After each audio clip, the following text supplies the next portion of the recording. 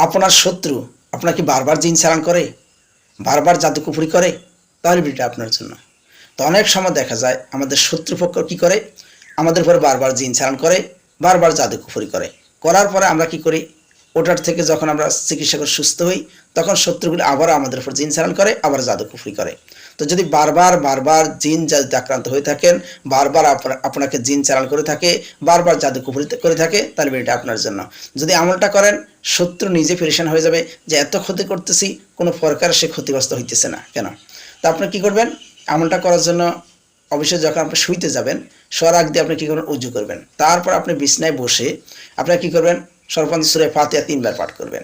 3 বার পাঠ করার পরে আয়াতুল কুরসি 3 বার পাঠ করবেন, করে হাতের তালুতে দম দিয়ে মাথা থেকে পা পর্যন্ত মুছে নেবেন।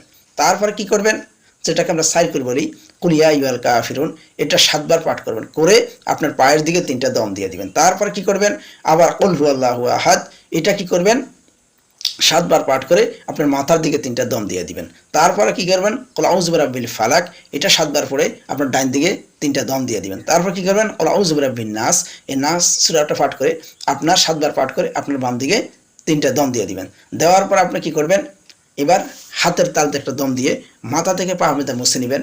ইনশাআল্লাহ শত্রু কোনোভাবে আপনার কোনো ক্ষতি করতে পারবে না, এমনকি শত্রু নিজে পেরেশান হয়ে যাবে যে এত ক্ষতি করার চেষ্টা করতেছি, কোনো মতে তার কেন ক্ষতি করতে পারতেছি না।